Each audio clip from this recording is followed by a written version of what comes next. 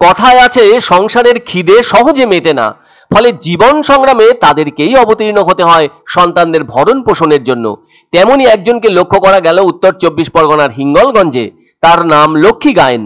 তার বাড়ি হিঙ্গলগঞ্জের 14 নম্বর স্যান্ডেলার বিলে। তিনি টোটোয় রকমারি সবজি নিয়ে খোলা বাজারে নয়, রাস্তায় ঘুরে ঘুরে বিক্রি করে চলেছেন।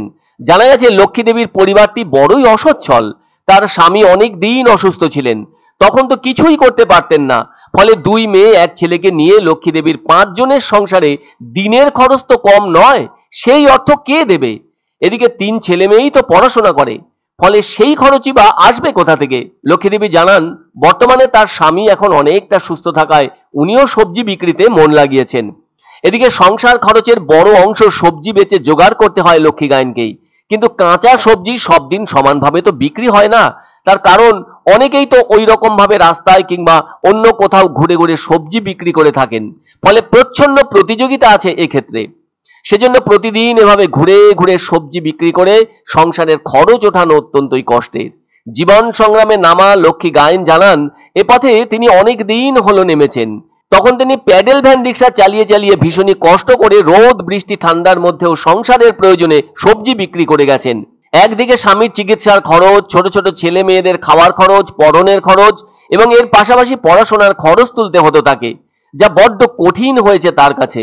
এভাবে ঘুরে ঘুরে সবজি বিক্রি করলেও সেভাবে লাভের মুখ দেখতে পান না তিনি মাসের অনেকগুলো দিন, যা লক্ষ্মী দেবীকে ভাবিয়ে তোলে মাঝে মাঝে।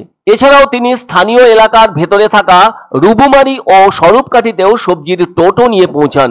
লক্ষ্মী দেবী জানান সপ্তাহের সোম ও শুক্রবার রুবুমারির মোড়ে সবজি বিক্রি করেন, আবার শনি ও বুধবার রুবুমারি হাট এলাকায় গিয়ে সবজি বিক্রি করে থাকেন। এছাড়াও স্বরূপকাঠিতে বুধ ও বৃহস্পতিবার গিয়ে সবজি বিক্রি করে থাকেন। মহিলার পক্ষে যা অত্যন্ত কষ্টের বলে মনে হয় সকলের। অথচ সাধারণভাবে আমরা সকলেই জানি সংসারে চালকের আসনে থাকেন একজন পুরুষ, কিন্তু এক্ষেত্রে সেই একই দায়িত্বে গায়েন পরিবারের পক্ষে রয়েছেন লক্ষ্মী গায়েন।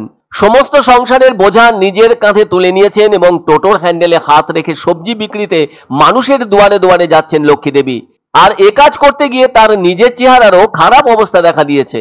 নুন আনতে পান্তা ফোরানোর সংসারে লক্ষ্মী দেবী এত পরিশ্রম করেও কোনোভাবেই হিসেব মেলাতে পারছেন না। সেই চিন্তায় প্রত্যেক ভোরে উঠে বাড়িঘরের কাজকর্ম সেরে সবজির টোটো নিয়ে বেরিয়ে পড়েন সবজি বাজারের উদ্দেশ্যে। কেননা বাজার থেকে পছন্দ মতো দামে সবজি কিনে গ্রামে গ্রামে ঘুরে ঘুরে সবজি বিক্রি করে চলেন হিঙ্গলগঞ্জের এক দুর্গা লক্ষ্মী গায়েন। কেননা এক্ষেত্রে দুহাত নয়, যেন 10 হাতে সংসারকে দেখে চলেন তিনি।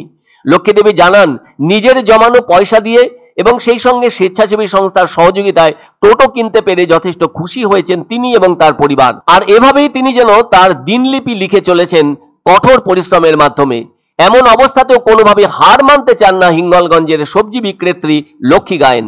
তার পরিশ্রম যাই হোক না কেন, তিনি চাইছেন ছেলেমেয়েরা মূর্খ না হয়ে যেন পড়াশোনা শেখে, তাহলেই তার এই পরিশ্রম সার্থক হবে। মতো হচ্ছে সবজির ব্যবসা করি, যাই করে চলে, 2 মেয়ে 1 ছেলে। আমি এই সবজি ব্যবসা করি, উনিও করে। আগে করতে পারতো না, অসুস্থ ছিল, এখন ভালো, এখন টুকটাক করে। আগে পা ভ্যান চালাতাম, এখন মোটর ভ্যান। সুবিধে পাচ্ছি, কিন্তু পরবর্তীকালে যে ব্যাটারিটা পাল্টে হবে এইটাই একটা চিন্তার মধ্যে আছে। এক অন্য অনুভূতির স্পর্শ পাওয়া যায় রয়কো ব্র্যান্ডের গেঞ্জি ও জাঙ্গিয়ায়। তাই ছোট বড় সবার পছন্দ রয়কো গেঞ্জি ও জাঙ্গিয়া। প্রস্তুতকারক জয়মনি হোশিয়ারি, কলকাতা। আনন্দ সংবাদ, আনন্দ সংবাদ। 30 বছরের নির্ভরযোগ্য প্রতিষ্ঠান ইন্দ্রমণি রাইস মিল। আমাদের কয়েকটি জনপ্রিয় ব্র্যান্ড হলো তাজ, বরলি, খুশি ইত্যাদি। আমাদের factory outlet CG trading company, Dinbazar, axis ব্যাংকের পাশে, জলপাইগুড়ি। এখানে সুলভ মূল্যে গুণগত মানের সব ধরনের চাল পাওয়া যায়। Phone number 9547029475।